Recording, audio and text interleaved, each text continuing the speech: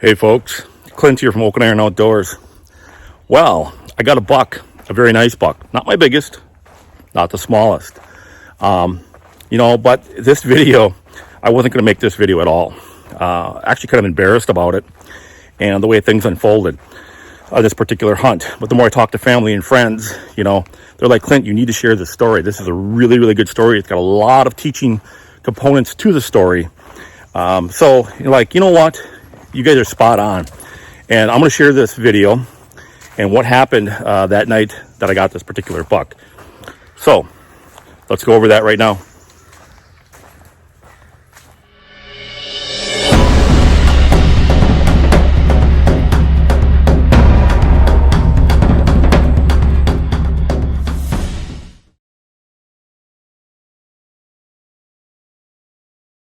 So what ended up happening though, and this is where it went wrong, is that I was expecting the deer to be in front of me in the woodlot. I'm sitting towards the edge of the woodlot. I figured if a buck was going to be scent checking does, he was going to be on the downwind side of the woodlot. I mean, that's usually how a buck will work when they are scent checking does. They're going to be on the downwind side. So I was set up on that edge to be able to catch going left to right. But what ended up happening though is the buck that came directly downwind of me across a field. And I saw that happening probably about 15 minutes before legal shooting light. So what I ended up doing is I ended up closing the viewer, took the camera, went behind me, and then opened up the camera viewer. And the buck then actually angled back a little bit. And the tree that I was sitting in was a bigger diameter tree than I have right here. I was trying to get this camera arm around all the way around. And what ended up happening when I tried to get it all the way around is that because I did not have this tight, this buckle tight, the part here that connects to the tree kicked out on the bottom. All right. So when this kicked out, and I'm going to loosen this cam up just a little bit, my camera then fell down. So now I have this camera sitting at an angle, and what I'm trying to do is I'm trying to pick up on this camera arm while filming at the same time, having the bow actually in my opposite hand trying to film, and I knew I couldn't make that happen. There's no way I could pull back and get that all the way set up. And I'm trying to get this all to work. At the same time, I am viewing the deer in the field and seeing 3 bucks chase probably several does. I'm going to guess 7 or 8 does. This is all happening very fast. I have the grunt call with me, and I'm throwing out a grunting sequence that I've done before that's done very well to bring in bucks. So I'm putting that grunting sequence out. Nothing's happening. And at the same time, I'm trying to get this guy straightened out, trying to get the viewfinder to get around that tree the best I can, trying to look in the viewfinder. So my eyes are constantly going up and down, up and down. And I am set on this particular 10-pointer. And this 10-pointer is out there with a 8-pointer who's similar in size, but not quite as big as a 10-pointer. And then we'll call it basket 8 that was with them, and they're harassing or dogging essentially about 8 or 9 does, and this is all happening out in this field about 250 yards. Finally, when I decided to give up on the camera, I put out one more grunting sequence, looked down one more time to see if I could get the camera to come back up with my eye level on it, and I noticed this big buck coming straight into me. Eventually, this dominant buck, which I assumed was a dominant buck, come flying in 250 yards.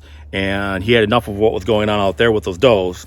So I was very happy about that I was able to actually pull him away from all of these does, and he came straight in. So I'm sitting in my tree, and all I see is this rack coming at me, and it never turned and gave me a side profile of this particular buck. Comes straight in at about 40 yards. This buck then angles his body into the woodlot that I'm sitting in. And as he angles into the woodlot, his head never turns. He's looking for that buck that essentially was grunting, which was me, okay? Looking for where that grunt call came from. So his body angles, but his head stays facing that particular straight on, okay? Particular direction at me. And this whole time, I'm seeing this rack, and I'm like, man, this looks like a great buck. This is that 10-pointer in my mind. And I know we should always be sure, 100% sure. But the way everything folded out, I'm like, I know it's a buck. It's not like I was shooting the neighbor's dog, or maybe I was shooting a doe, during, if I didn't have a doe tag, whatever the case was. So this deer comes in, quartering to, gives me a 30-yard shot. I draw back. The camera obviously was not going because I didn't have it where I needed it to go. I'm kind of wrapped around the tree. I fire. I spine the buck. The buck literally drops right there. Use its front legs, maybe pull itself just a couple of yards. I put another arrow, knock the arrow, and I gave him a heart shot. So looking at it from a hunting perspective, everything turned out perfectly. I've never actually shot a buck before. That the furthest he ever went was 3 yards after I made the first shot. So that worked out great. 30-yard shot right there. I got this dead buck in front of me. And then as I looked closer at the buck, and now I have about 8 minutes left of legal shooting light, I noticed that it was not the 10-pointer. It was the good-sized 8-pointer. So after that all unfolds, I'm kind of like, and don't get me wrong, this was a great buck. It was a great hunt. I love the way it essentially kind of unfolded from that perspective. And I'm very happy with this buck. I'm very happy with any buck that I've ever gotten. I don't ever shame any buck that I've ever gotten or any buck that anyone else has ever gotten. And it's just the way the hunt unfolded.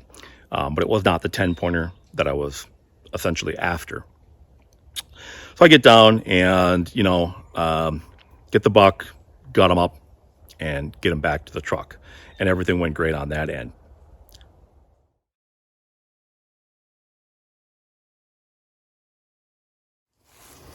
All right, folks. So, like I said earlier, I wasn't going to make this video, but there were so many teachable moments and a lot of stuff to learn from this particular video that you folks at home can take with you and apply it to your own bow hunting situations. And that's really why I wanted to share this particular video, even though it didn't turn out the way I wanted it to turn out. The first thing I want you guys to take away from this particular video is the situation and how it all unfolded. Number one, I was hunting a woodlot, 8 acres, not 80, but 8 acres, okay? And within that woodlot, there was a dip, all right? And within that dip, it's all thick and brushy, and that's where those 8 or 9 does came out of that brushy area about 80 yards down from me onto that particular field.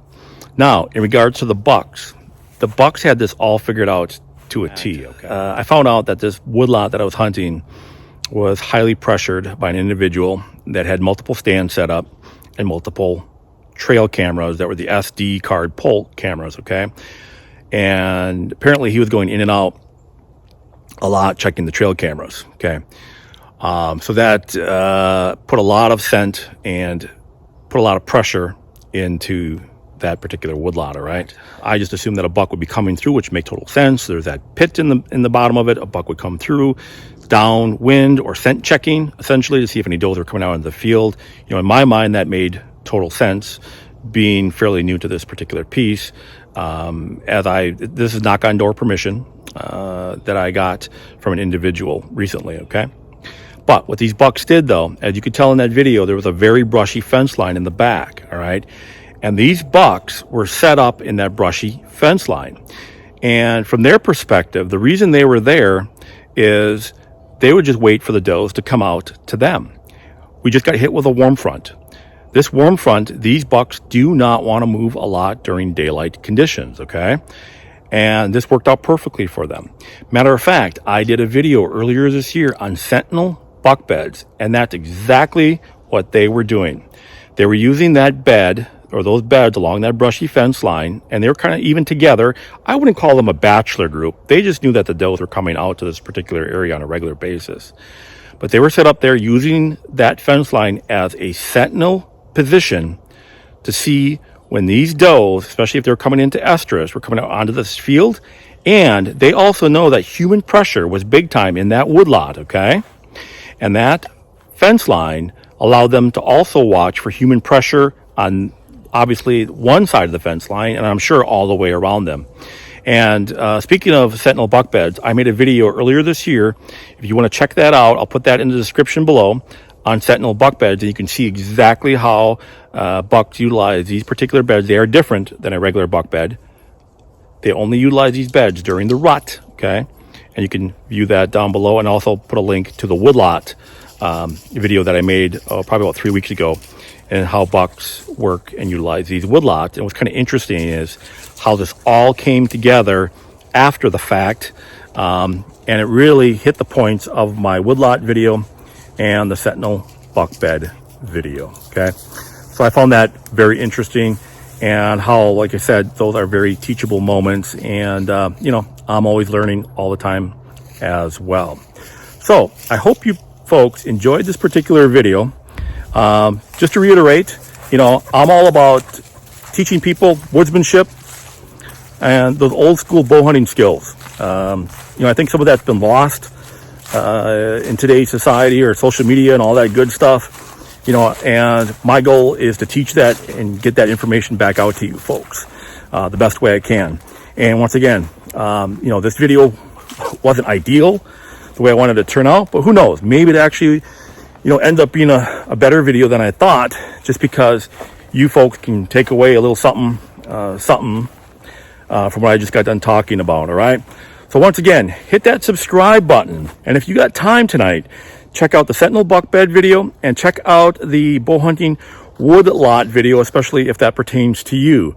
And you know what, I don't hunt leased land, I don't hunt any managed land, nothing against it, but I'm just an average guy, and you know, I hunt public land and knock on door permission, and you know, you can get some really nice bucks off these properties. You just got to put the work into it, you know, and you got to use your brain a little bit, and think it through. Okay, all right folks, until next time, Clint from Oak and Iron Outdoors.